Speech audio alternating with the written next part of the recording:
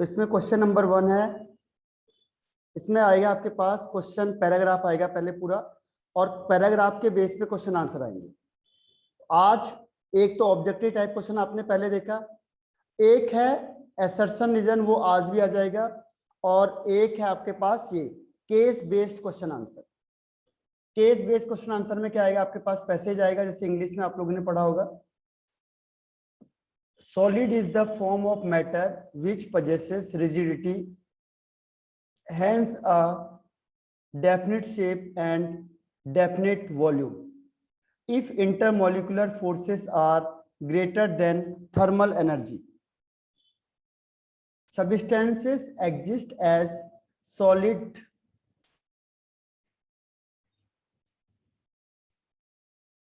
and solid can classified into two types, crystalline and amorphous. Crystalline solid have regular arrangement, defined geometry, shape, sharp melting point and definite heat of fusion. They are anisotropic and undergo clean cleavage.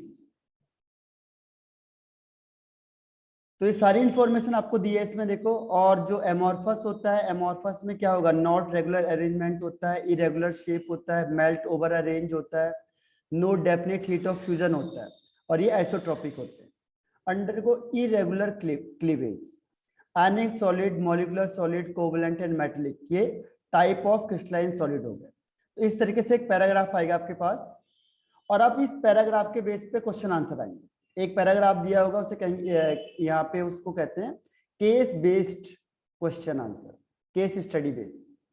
अब इसमें देखो question answer first क्या है, और ये question answer आपको आता है तो पैराग्राफ भी पढ़ने की ज्यादा जरूरत नहीं है। Solid a very high very hard होता है, इलेक्ट्रिकल इंसुलेटर होता है in solid as well as in molten state and melt at extremely high temperature, जो हमने कल बात करी थी। Which type of solid is it, देखो एक तो इंसुलेटर है, हार्ड है, और एक्सट्रीमली हाई टेम्परेचर है। मैंने कहा था कि केमिस्ट्री में क्या होता है, कई चीजें। हाँ, तो ये तो बहुत आसान सा क्वेश्चन है, कल आपने आंसर भी दिया था। ओके अंबिका, इसके अलावा आंसर बताओ। केवल इससे केस स्टडी बेस कह दिया है, वैसे क्वेश्चन क्या है जो आपने पढ़ा है उसी के बेस पे क्वेश्चन आंसर आएगा। ओके हेमंत और अंबिका, इसके अलावा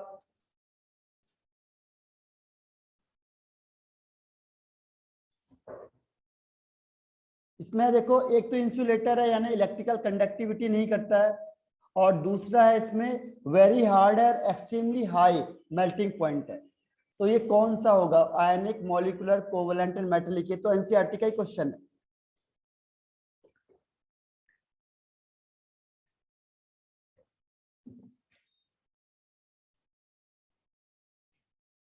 ओके श्रुति एंड सुमित, चलो अब मैं आंसर बताता हूँ। यामिनी आप बताओ, आपने भी कल आंसर सही बताया था इसका। एक्सट्रीमली हाई टेम्परेचर वाला कौन सा था, high melting point? Sir covalent. हाँ, covalent is the right answer. ठीक है, कोवलेंट इसका राइट आंसर। तो ऐसा होता है केमिस्ट्री में, थोड़ी बहुत चीजें आगे पीछे हो जाती कई बार। तो इंसुलेटर होता है कोवलेंट, हार्ड होता है और एक्सट्रीमली हाई मेल्टिंग पॉइंट होता है। ठीक है, तो covalent is the right answer. बस इसमें ये ऐसे क्वेश्चन आते हैं, देखो है ये मल्टीपल ही चॉइस, लेकिन बेस्ड ऑन पैराग्राफ कहते हैं इसे। Which of the following is crystalline solid? हाँ, अगर कंडक्टर होगा तो क्या होगा, कंडक्टर होगा तो फिर ये क्या बन जाएगा, आयनिक बन जाएगा, आयनिक। अगर ये कंडक्टर होता, सपोज करो इंसुलेटर ना होता, कंडक्टर होता, तो आयनिक बन जाता। अब ये तो क्रिस्टलाइन सॉलिड का example, very good Ambika, Sumit and Yamini. और इसके अलावा आंसर क्रिस्टलाइन सॉलिड का answer, crystalline solid. Okay Hemant and Shruti, लगभग राइट आंसर है। देखो बाकी सारे के सारे क्या होते हैं, एमॉर्फस होते हैं, केवल आयनिक कंपाउंड। देखो क्रिस्टलाइन को पहचानने का तरीका क्या है, क्रिस्टलाइन को पहचानने का तरीका या तो आयनिक होना चाहिए, जैसे NaCl हो गया, Na2SO4 हो गया, आयनिक तो पहचानते हो आप लोग। आयनिक में और कौन सा, KCl हो गया, जितने भी आयनिक है वो सब क्रिस्टलाइन है। दूसरा मॉलिक्यूलर में, जैसे आयोडीन मॉलिक्यूल है, क्लोरीन मॉलिक्यूल है, ऑक्सीजन मॉलिक्यूल है, तो ये भी क्रिस्टलाइन में आ जाएगा। ठीक है, तीसरा मेटेलिक, मेटेलिक में जैसे आयरन हो गया, कोबाल्ट हो गया, कॉपर हो गया, मेटल तो आपको पता है, या एलॉय हो गए, ब्रास, ब्रॉन्ज वगैरह, ये मेटेलिक में आ जाते हैं। तो वो भी क्या है, सब क्रिस्टलाइन है। और चौथा इसमें आता है कोवलेंट। कोवलेंट आपको मैंने बता दिया था, जैसे ग्रेफाइट हो गया और डायमंड हो गया और सिलिकॉन कार्बाइड हो गया, कार्बन वाले हो गए, ये सब क्रिस्टलाइन में आते हैं। केवल एमोर्फस में कुछ है, जैसे ग्लास या क्वार्ट्ज ग्लास और रबड़ और प्लास्टिक, ये किसमें आ जाएंगे, एमोर्फस में। तो इसका आंसर है बी। अब देखो इस तरीके से भी क्वेश्चन आ सकता है। नेक्स्ट क्वेश्चन में बताना है कि द शार्प मेल्टिंग पॉइंट, ये पहले भी आ चुका है, देखो क्वेश्चन आंसर, इससे पहले भी क्वेश्चन आ चुका है। अगर आपको ध्यान हो, मैंने कहा था रिपीटिशन हो जाएगी चीजों की। Sharp melting point of crystalline solid is due to, अब बताओ इसका आंसर भी हमने पहले डिस्कस कर चुके हैं, तभी मैंने कहा हाँ यामिनी अंबिका राइट आंसर है। देखो रिपीटिशन स्टार्ट हो जाएगा धीरे धीरे करके, एक एक आपने पूरा का पूरा अगर सैंपल करते हो, दूसरे को उठाओगे तो 50% रिपीटिशन मिलेगा, तीसरे को उठाओगे 75% रिपीटिशन मिलेगा, और फोर्थ में आप कोई भी क्वेश्चन देखोगे तो रिपीटिशन मिलेगा ही नहीं। ठीक है, इसीलिए एक को अच्छी तरह से कर लो आप सॉल्व, जो आपको बिल्कुल लर्न हो जाए। हेमंत, इसके अलावा और कोई आंसर? श्रुति,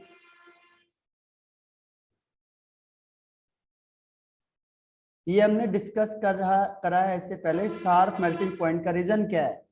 जो शार्प मतलब फिक्स मेल्टिंग पॉइंट होता है किसका, क्रिस्टलाइन सॉलिड का, उसका मेन रीजन क्या हो सकता है? इसका आंसर है, हाँ, श्रुति और हेमंत, अंबिका, यामिनी राइट आंसर है। इसका आंसर है बी। देखो पहले क्रिस्टलाइन सॉलिड क्या होता है, रेगुलर पैटर्न का होता है। दूसरा इसमें लॉन्ग डिस्टेंस होता है। लॉन्ग डिस्टेंस का मतलब हुआ, इसे कहते हैं long range order. Long range order, तो जो क्रिस्टलाइन होता है उसमें लॉन्ग रेंज ऑर्डर होता है, यानी लॉन्ग डिस्टेंस में भी रेगुलरिटी शो होती है। जबकि शॉर्ट रेंज ऑर्डर किसका होता है, एमॉर्फस का होता है। शॉर्ट रेंज होता है एमॉर्फस का, इसीलिए ये वाला आंसर नहीं होगा, फर्स्ट वाला, सेकंड हो जाएगा। ठीक है, बाकी ये तो होते नहीं है। अब क्वेश्चन नंबर थर्ड देखो, question number third, which of the following is not a characteristics of a crystalline solid? पहला, अब उसने सारे कैरेक्टरिस्टिक पहले ही दिए थे, लेकिन आपको पता है जब मैंने डिफाइन बताया था तो इसमें कैरेक्टरिस्टिक आ गई थी। ओके यामिनी, हाँ बहुत इजी क्वेश्चन है ये भी। और इसके अलावा आंसर बताओ, कौन सा ऐसा कैरेक्टरिस्टिक्स है जो क्रिस्टलाइन का नहीं है? इसमें है definite and characteristic heat of fusion, या isotropic nature, regular periodically repeated pattern of arrangement of constituent particles and okay Ambika, Shruti. अब हेमंत एंड सुमित, हेमंत ओके और सुमित, इसमें कौन सा ऐसा कैरेक्टरिस्टिक्स है जो क्रिस्टलाइन का नहीं है? Which one is the which one is not the characteristics of crystalline solid? And the answer is B वाला B। देखो क्रिस्टलाइन का मतलब क्या होता है, रेगुलर अरेंजमेंट ही होता है, लेकिन ये आइसोट्रोपिक नेचर को शो नहीं करता है। ये किसका है, एमॉर्फस का है। आइसोट्रोपिक नेचर किसका होता है, एमॉर्फस का। ठीक है, आइसोट्रोपिक नेचर होता है एमॉर्फस का, इसीलिए जो बी है वो आंसर हो जाएगा किसका, कि जो not a characteristics of, characteristic नहीं होता है। जबकि इसमें क्या है, रेगुलर पीरियोडिकली रिपीटिशन तो होता ही है, क्योंकि रेगुलर रिपीटिशन होगा किसमें, क्रिस्टलाइन में। तो इसीलिए थर्ड वन का नहीं, ट्रू सॉलिड एक्चुअल में यही होते हैं। और हीट एंड फ्यूजन क्या होता है, फिक्स होता है। तो second is the right answer. अब क्वेश्चन नंबर फोर्थ देखो, question number 4, which of the following is true about the value of refractive index of quartz glass? देखो क्वार्ट्ज ग्लास किस में आता है, क्वार्ट्ज ग्लास को ध्यान रखो किस में आएगा, वो उसके अकॉर्डिंग आंसर हो जाएगा। Okay Ambika, Yamini, very good. और इसके अलावा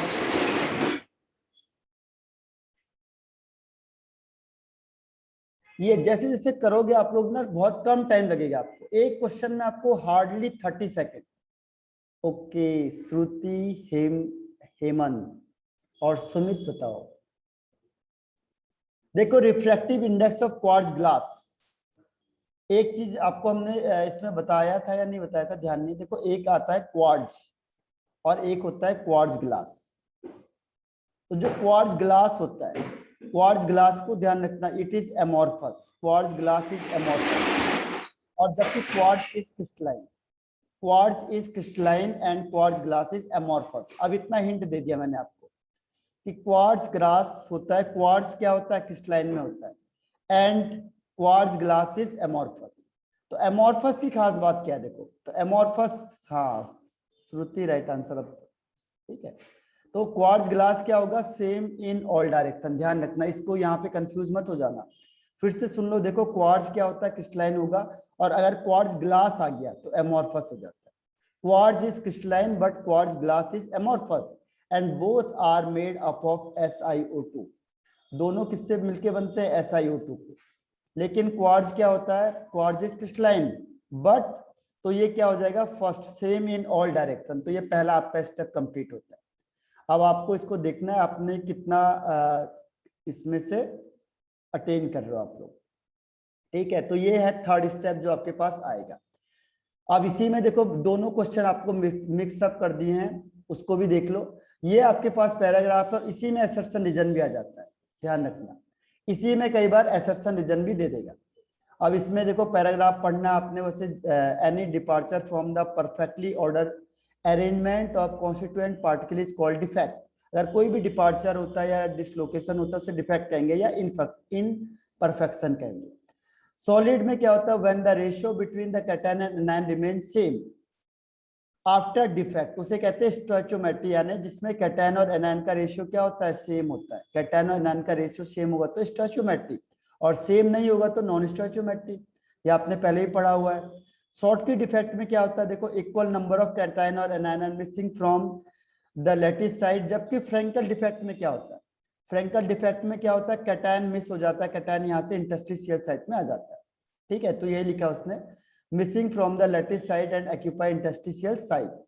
इन नॉन स्टोइचोमेट्रिक डिफेक्ट में रेशियो सेम नहीं होता है, और metal excess and metal deficiency इसके टाइप्स होते हैं। ये सब आपने पहले से पढ़ा हुआ है, और वही पैराग्राफ उसने आपको उठा के दे दिया।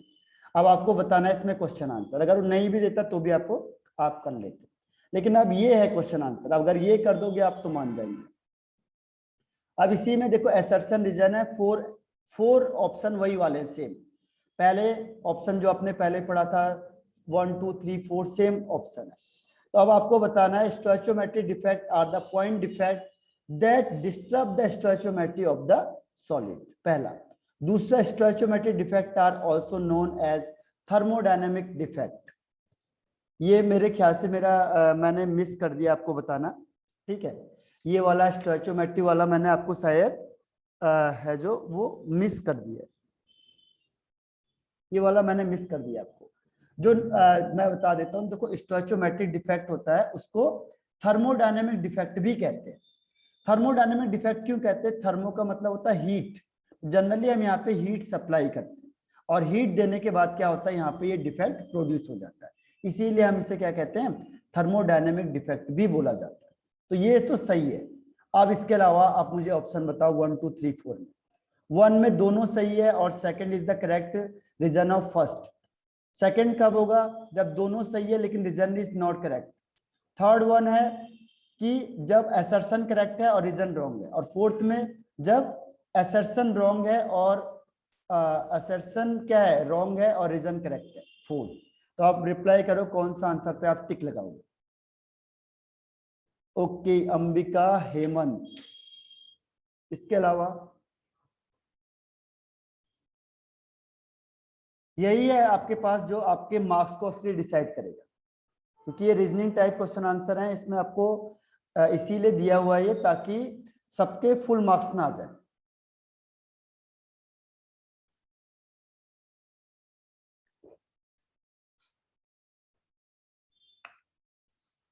ओके, चलो अब मैं आंसर बता देता हूं आपको। इसका आंसर है, देखो स्टोइचोमेट्रिक डिफेक्ट, अभी हमने क्या कहा था, स्टोइचोमेट्रिक डिफेक्ट किसे कहेंगे, स्टोइचोमेट्रिक डिफेक्ट होता है जिसमें कैटायन का और एनायन का रेशियो कांस्टेंट होता है, ठीक है। तो stoichiometric defect are the point defect that disturb the, वो डिस्टर्ब क्यों करेगा, स्टोइचोमेट्री तो खुद है, तो डिस्टर्ब क्यों करेगा स्टोइचोमेट्री को, यानी इससे कैटायन और एनायन का रेशियो चेंज थोड़ी हो जाएगा। खुद सोचो, वो स्टोइचोमेट्री क्यों रखा है उसका नाम, क्योंकि उसमें कैटायन और एनायन का रेशियो सेम होता है, और वही क्या करेगा, स्टोइचोमेट्री को चेंज कर देगा, डिस्टर्ब कर देगा, यानी कि इसी की वजह से कैटायन और एनायन का रेशियो सेम नहीं होगा, तो ऐसा तो पॉसिबल ही नहीं है। ठीक है, इसीलिए ये स्टेटमेंट रॉन्ग हो गया, और ये वाला स्टेटमेंट तो मैंने आपको बता दिया था राइट, इसका मतलब इसका आंसर हो गया 4। Assertion is wrong but reason is correct. ठीक है, तो ऐसे दिमाग लगाना पड़ेगा आपको, अदरवाइज क्या होगा, इसमें आपको मार्क्स अगर अटेंड करना है तो इसमें कॉन्सेप्चुअल क्वेश्चन बहुत अच्छी तरह से होने चाहिए। क्लियर हो गया ये, आगे बढ़ जाता हूं अब मैं, नहीं हुआ तो आप मुझे दोबारा पूछना। असर्शन में आया है Schottky and Frenkel defect are stoichiometric defect, और सेकंड अभी देखो हमने किया था ये, ratio of the cation and anion remain the same in stoichiometry and Frenkel defect. अब बताओ इसका आंसर 1 2 3 एंड 4 कौन सा होगा। 1 में बोथ करेक्ट है, तो बहुत आसान सा क्वेश्चन है।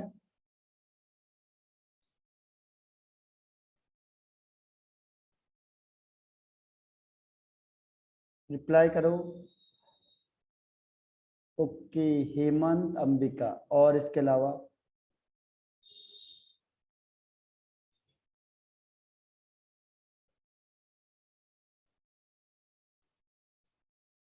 श्रुति,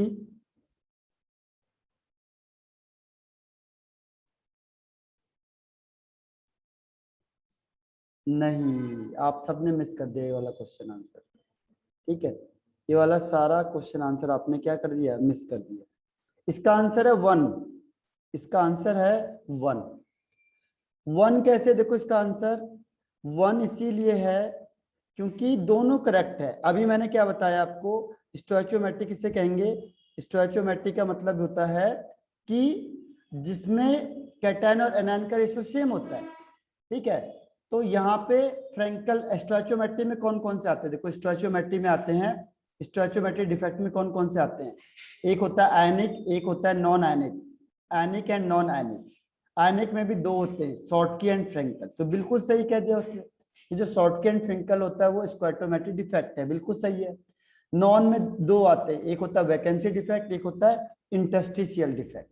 ठीक है, तो नॉन वाला तो है नहीं यहाँ पे, नहीं तो ये भी किस में आते हैं, स्टोइचोमेट्री में आते हैं सबके सब, vacancy defect, interstitial, Schottky and Frenkel, तो पहला वाला बिल्कुल सही हो गया। दूसरा वाला देखो, अभी मैंने आपको क्या कहा था, जो शॉर्ट स्टोइचोमेट्रिक डिफेक्ट होता है उसमें क्या होता है, कैटायन और एनायन का रेशियो सेम होता है, तो इन दोनों में सेम होगा, क्योंकि जो भी स्टोइचोमेट्रिक होगा उसमें कैटायन और एनायन का रेशियो सेम होगा, इसका मतलब ये वाला भी सही है, और ये परफेक्ट रीजन भी है, क्योंकि स्टोइचोमेट्री का मतलब अभी देखो इसमें ही बताया मैंने आपको, स्टोइचोमेट्री का मतलब क्या होता है कि कैटायन और एनायन का रेशियो सेम होता है, इसीलिए जब सेम है तभी तो स्टोइचोमेट्री है, अगर सेम नहीं होता तो स्टोइचोमेट्री होता ही नहीं। ठीक है, इसीलिए ये परफेक्ट रीजन है, इसका मतलब इसका आंसर हो गया 1 आंसर। ठीक है, अब क्वेश्चन नंबर आ गया हम लोग थर्ड पे। Question number third, Frenkel defect is not found in pure alkali metal halide, और सेकंड है इसमें, हाँ फ्रैंकल में भी कैटायन और एनायन का रेशियो सेम होता है, जो भी स्टोइचोमेट्री में आएगा उस सबका कैटायन और एनायन का रेशियो सेम होगा, कोई भी। अब देखो फ्रैंकल डिफेक्ट क्या कह रहा है वो, फ्रैंकल डिफेक्ट में डिफरेंस क्या होता है, देखो डिफरेंस में ये होता है, एक बार चलो आपको डिफरेंस बता देता हूँ। देखो शॉर्टकी डिफेक्ट है और फ्रैंकल डिफेक्ट है। शॉर्टकी डिफेक्ट का मतलब होता है इक्वल नंबर ऑफ कैटायन और anion are missing from their lattice set, तो इक्वल नंबर, सपोज एक कैटायन गया तो एक ही एनायन जाएगा, तो रेशियो तो तब भी सेम रहेगा। फ्रैंकल डिफेक्ट में क्या होता है, फ्रैंकल डिफेक्ट में जो प्लस चार्ज होता है, यानी जो एनायन होता है, ये एनायन क्या होता है, सॉरी कैटायन जो होता है, कैटायन अपनी जगह को छोड़ के कहाँ जाता है, इंटरस्टिशियल साइट में, जैसे ये आपका साइट हो गया, तो ये अपनी इंटरस्टिशियल साइट को छोड़ के कहाँ जाएगा, अपनी लैटिस साइट को छोड़ के इंटरस्टिशियल साइट में आ जाएगा। जैसे आपने क्रिस्टल बना दिया तो वो क्रिस्टल में लैटिस साइट को छोड़ के खाली जगह में आ जाता है, तो दोनों में क्या होगा, कैटायन और एनायन का रेशियो सेम होगा, इसीलिए दोनों स्टोइचोमेट्रिक डिफेक्ट है, लेकिन दोनों की डेफिनेशन अलग अलग है। एक में है equal number of cation and anion are missing from their lattice site, उसे कहते हैं स्टोइचोमेट्रिक, तो भी कैटायन और एनायन का रेशियो सेम रहेगा। फ्रैंकल में क्या होता है, cation dislocate its position and occupy interstitial site, तो भी क्या होगा, कैटायन और एनायन का रेशियो सेम रहेगा। इसीलिए डिफरेंस तो बहुत सारे हैं इसमें, और मेन चीज क्या है, दोनों स्टोइचोमेट्रिक। क्लियर हुआ आपकी, नहीं हुआ? इज इट क्लियर, यस या नो? अब बताओ नेक्स्ट क्वेश्चन, थर्ड वाला क्वेश्चन आपने पढ़ लिया होगा। Frenkel defect is not found in pure alkali metal halide, और in Frenkel defect cation are missing from lattice sites. देखो cations are missing from lattice site, बहुत ध्यान से इसका आंसर आपको करना है।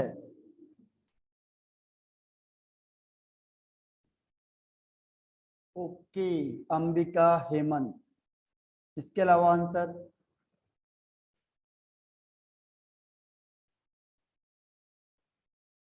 श्रुति, सुमित, एस एस?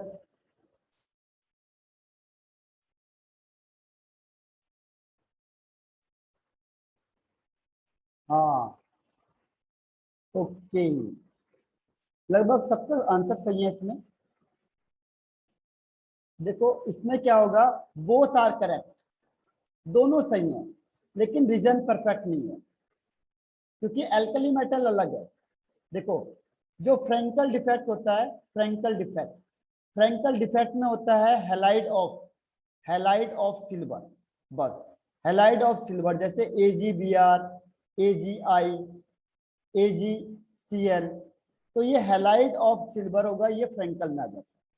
लेकिन एल्कली मेटल में नहीं आएगा, क्योंकि एल्कली का साइज बड़ा होता है, और फ्रैंकल में, सॉरी, जो एल्कली होता है, एल्कली और इसमें क्या होता है कि फ्रैंकल का मतलब होता है large size difference between cation and anion, anion का साइज बड़ा होता है कैटायन से, ठीक है।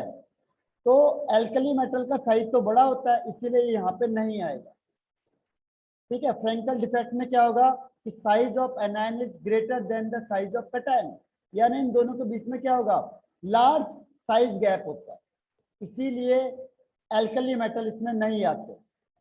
तो ये बिल्कुल सही स्टेटमेंट है। और सेकंड, अभी मैंने आपको बताया, देखो फ्रैंकल डिफेक्ट का मतलब क्या होता है कि कैटायन मिस करेगा लैटिस साइड से, और कहाँ आ जाएगा, इंटरस्टिशियल साइड में आ जाएगा। तो ये दोनों स्टेटमेंट सही हैं, लेकिन परफेक्ट रीजन नहीं है, इसीलिए ये आपका आंसर बी, या 2 इज द राइट आंसर। अब ये क्वेश्चन देखो, ये बोर्ड में भी 2-3 बार क्वेश्चन पूछा हुआ है, ये वाला, ऐसे ये वाला भी पूछा हुआ है बोर्ड में, ये वाला भी पूछा हुआ है कि zinc oxide turn yellow on heating, why? और सेकंड है zinc oxide show metal deficiency defect. बताओ ABCD में से कौन सा आंसर टिक करोगे आप?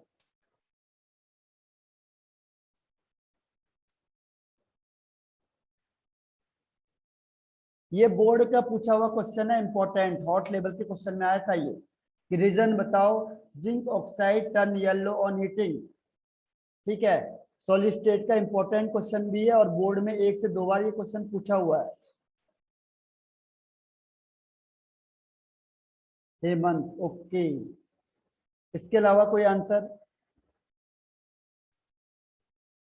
सोचना पड़ेगा आपको इस क्वेश्चन को, क्योंकि ये नंबर मार्क्स जो लाने हैं वो इतने आसान नहीं है।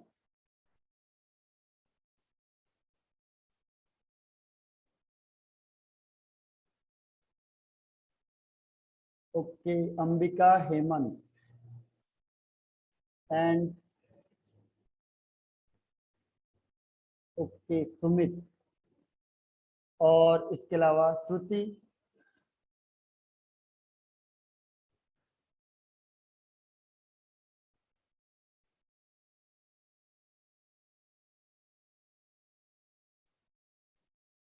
इसका आंसर है, सुमित ने इसका आंसर सही बताया है। इसका आंसर है 4, इसका आंसर है A ट्रू है, लेकिन जो B है वो फॉल्स है, ठीक है। A ट्रू है और B फॉल्स है, यानी C is the right answer. इसका आंसर क्या है, C। कैसे, देखो ये क्वेश्चन को मैं आपको एक्सप्लेन कर देता हूं। इसमें क्या है जिंक ऑक्साइड है। आप इसे हीटिंग करोगे तो क्या हो जाता है, ये जिंक 2 में टूट जाएगा, हाफ O2 हो जाएगा और 2 इलेक्ट्रॉन यहाँ पे प्रोड्यूस होंगे। तो ये 2 इलेक्ट्रॉन की वजह से ये क्या करेगा, इसका कलर येलो हो जाएगा, ठीक है। लेकिन ये इलेक्ट्रॉन डेफिशिएंट नहीं है, ये एग्जांपल है by the addition of extra cation, by the addition of extra cation, by the addition of extra cation. इसका एग्जांपल है किसमें, मेटल एक्सिस में। ये क्या है, मेटल एक्सिस में 2 आपको बताए थे, तो ये सेकंड वाले का एग्जांपल है। इसमें जो लैटिस साइड सपोज ये है, तो इसमें क्या होता है, Zn2+ एक साइड में चला जाता है और दूसरे साइड में ये इलेक्ट्रॉन आ जाता है इलेक्ट्रिकल न्यूट्रलिटी को मेंटेन करने के लिए, इसकी वजह से। और जब भी कोई अनपेयर्ड इलेक्ट्रॉन आपको दिखेगा, उसकी वजह से कोई भी कंपाउंड क्या हो जाएगा, कलर्ड हो जाएगा। इसीलिए जो बी है वो रॉन्ग है, ए इज राइट। क्योंकि बी क्या कह रहा है, मेटल डेफिशिएंसी डिफेक्ट है, तो मेटल तो डेफिशिएंसी दिख ही नहीं रहा है हमें। ZnO है तो ZnO में तो दोनों बराबर है, तो मेटल तो डेफिशिएंट है ही नहीं, इसीलिए ये स्टेटमेंट रॉन्ग है। यानी reason is wrong, only A is correct, ठीक है। तो C is the right answer. अब नेक्स्ट बताओ, असर्शन में NaCl show metal excess defect due to anion vacancy, और सेकंड है इसमें metal loss electron to form Na+ ion and the release electron occupied anionic sites. बताओ इसका answer क्या होगा, what will be the answer.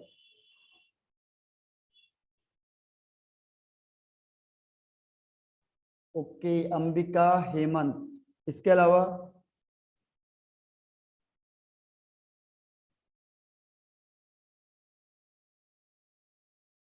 Sumit, okay, और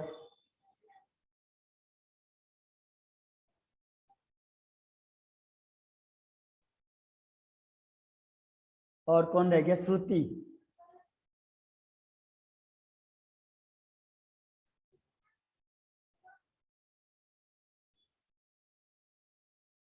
okay, सही है आप लोगों का, बोथ आर ट्रू।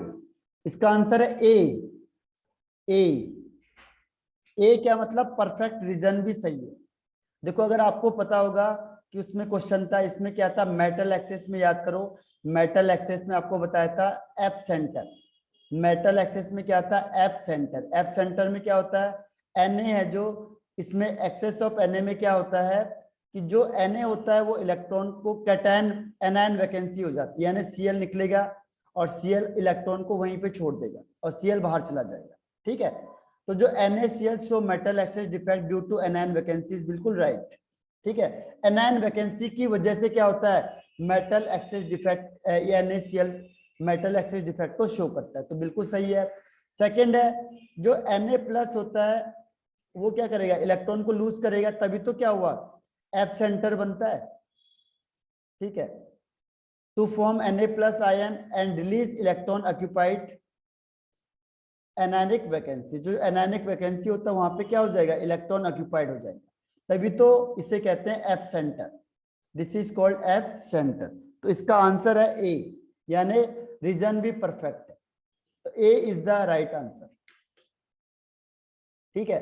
तो ये हो गया आपका। अब इसमें कोई डाउट किसी को, ये एफ सेंटर वाला है, आपने देखा होगा एफ सेंटर में मतलब एफ का मतलब होता है फाइब्रे, मतलब कलर, यानी जो भी चीज कलर को शो करेगा, तो जहां पे भी अनपेयर्ड इलेक्ट्रॉन होगा वो कलर को शो करेगा। इसमें कोई डाउट, आगे बढ़ जाऊं। एक और है असर्शन रीजन वाला क्वेश्चन, मतलब पैराग्राफ बेस्ड है और उसमें क्वेश्चन ऐसे आएंगे। इसको देखो, इस यूनिट पढ़ के कोई फायदा नहीं, क्योंकि हमने पहले से ही पढ़ा हुआ है सब कुछ, हम डायरेक्ट क्वेश्चन आंसर पे आ जाते हैं। क्वेश्चन आंसर पे आ जाते हैं। देखो अब मुझे आंसर बताना, बहुत इजी है ये paragraph. Total number of atoms present in simple unit cell is 1, पहला। दूसरा कह रहा है cubic simple cubic unit cell has atoms at its corner each of which is shared between 8 adjacent unit cell. जो ये पहले भी आ चुका है, अभी इससे पहले भी क्वेश्चन आ चुका है, असर्शन रीजन का इससे पहले भी क्वेश्चन आ गया था, कि simple unit cell has atoms at its corner each of which is shared between 8 adjacent unit cell. तो इसमें से कौन सा आंसर होगा? ये कल भी क्वेश्चन आ गया था। ओके हेमंत, अंबिका, और इसके अलावा कोई आंसर? और श्रुति, सुमित, बताओ आंसर इसका। ये देखो रिपीटिशन हो गया ये। अब रिपीटिशन स्टार्ट हो जाएगा आपके पास। कोई भी बुक उठा के देखोगे आप, कोई भी उठा लो अपनी तरफ से, इसके बाद ये चैप्टर होगा। आप कोई भी बुक उठा के देखो, सॉलिड स्टेट का कोई क्वेश्चन आपको अलग से नहीं दिखेगा, लेकिन ये तब होगा जब आप सिंसियरली करोगे। इसे क्वेश्चन आंसर को सॉल्व करते जाओ बार बार। हाँ ओके, इसका आंसर है हाँ, बोथ आर करेक्ट, बिल्कुल सही है, और रीजन भी परफेक्ट है। रीजन इज ऑल्सो परफेक्ट, यानी इसका आंसर हो जाएगा ए। इसका आंसर ए है। देखो क्योंकि सिंपल यूनिट सेल में 1 एटम होते हैं, 8 कॉर्नर होते हैं, और 8 कॉर्नर होते हैं, और एक कॉर्नर होता है जो एक कॉर्नर 1/8 एटम को क्या करता है, शेयर करता है। तो ओवरऑल कितने हो गए, 1 एटम, बिल्कुल सही है। सेकंड वो कहता है कि जो सिंपल यूनिट सेल होता है उसमें जो एक कॉर्नर होता है, एक कॉर्नर वो 8 को क्या करता है, शेयरिंग करता है। तो बिल्कुल सही है, तभी तो हमारे हिस्से में 1/8 आया। ये 1/8 क्यों आया? क्योंकि जो आपके पास एक क्या था, कॉर्नर था, ईच कॉर्नर वो कितने एटम से वो है, सराउंडेड है, 8 एडजेसेंट यूनिट सेल से सराउंडेड है। इसीलिए तो हमारे हिस्से में 1/8 आ रहा है। ठीक है, इसीलिए दोनों के दोनों क्या है, करेक्ट हैं, और ये रीजन भी उसका परफेक्ट है, इसीलिए 1 इज द राइट आंसर। अब क्वेश्चन नंबर आ जाओ next.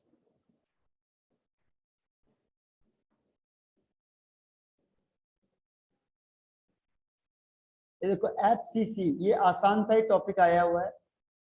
FCC unit cell, FCC unit cell atoms are at the corner of each faces. दूसरा, total number of atom per unit cell is 4। अब बताओ इसका आंसर। इसमें question को ध्यान से देखना है और आपको ये बताना है कि in FCC atoms are at the centre of all faces. आपको कौन सा आंसर लग रहा है, ए बी सी डी में से? A B C D, okay Ambika. और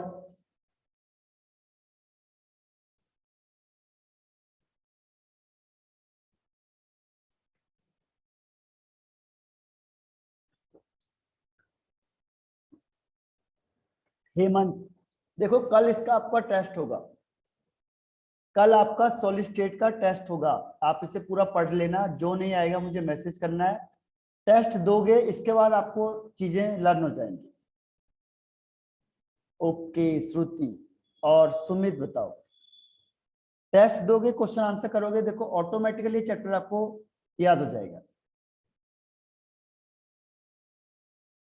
ओके, अब मैं आपको इसका आंसर बता देता हूँ। आंसर इसका हेमंत ने सही बताया है। आंसर में ये है कि जो सेकंड ऑप्शन है वही सही है, फर्स्ट इज रॉन्ग। ठीक है, answer second, reason is right but assertion is wrong. क्यों रॉन्ग है? देखो एफसीसी में क्या होता है, एफसीसी में atoms are present at the corner as well as the centre of each faces. यानी एटम कहाँ पे होते हैं, एक तो सेंटर ऑफ फेस होता है, एक सेंटर कॉर्नर होता है, उसे कहते हैं एफसीसी। और ये क्या कह रहा है, देखो ये कह रहा है कि atoms are at the centre of all faces, यानी कॉर्नर की बात ही नहीं कर रहा है। ये तो गलत हो गया स्टेटमेंट। कह रहा है फेस के सेंटर में होता है, इसको एफसीसी क्यों बोल रहे हैं हम, कि जो एटम्स होगा वो फेस के सेंटर में होगा। कॉर्नर कहाँ गया इसमें? कॉर्नर तो हर एक में कॉर्नर होता ही होता है, उसने कॉर्नर मिसिंग कर दी, इसीलिए ये स्टेटमेंट रॉन्ग हो गया। और सेकंड तो सही है कि total number of atom per unit cell is 4। जो एफसीसी होता है उसमें टोटल नंबर ऑफ एटम 4 होते हैं, तो ये सही हो गया। ठीक है, तो assertion is wrong and reason is right, यानी answer is option 4 is right answer, या डी इज राइट आंसर। अब क्वेश्चन नंबर थर्ड में आ जाओ। A crystal lattice is made up of unit cell और each point of the crystal lattice represent an atom. इसमें बताओ कौन सा आंसर टिक करोगे आप?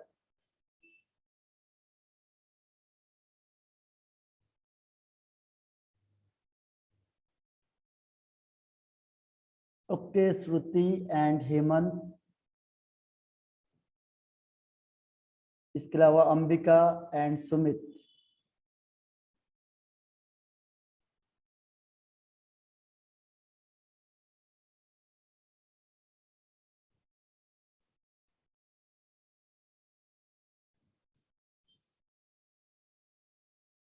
ओके, तो मैं आपको आंसर बता ही देता हूं। इसका आंसर है, देखो, crystal unit is made up of, crystal lattice is made up of unit cell. अच्छा Sumit, A is correct. Okay, ये क्वेश्चन है आपके पास सेकंड वाला। सेकंड तो हो गया था, है ना? थर्ड वाला, third. Third, a crystal lattice is made up of unit cell. Crystal lattice is made up of unit cell. Each point of the crystal lattice represent an ions. तो इसका सेकंड पॉइंट गलत है, पहला point सही है। ठीक है, assertion is right but reason is wrong. Reason क्या है? देखो, वो कह रहा है कि जो क्रिस्टल लैटिस होता है and point, sorry, each point of the crystal lattice represent N ions. लेकिन जरूरी थोड़ी आयंस होगा, हो सकता है एटम भी तो हो जाए, हो सकता है मॉलिक्यूल भी हो जाए। ठीक है, तो एटम ही होना जरूरी नहीं है, सॉरी आयन ही जो होना जरूरी नहीं है। इसीलिए सेकंड वन क्या हो गया? Wrong. First one is right, यानी सी इज द राइट आंसर। ठीक है, सी इज द राइट आंसर। आपको रिज्वाइन करना है सेम आईडी पे, क्योंकि ये जो टाइम है वो फिनिश हो गया है, तो रिज्वाइन इन सेम आईडी।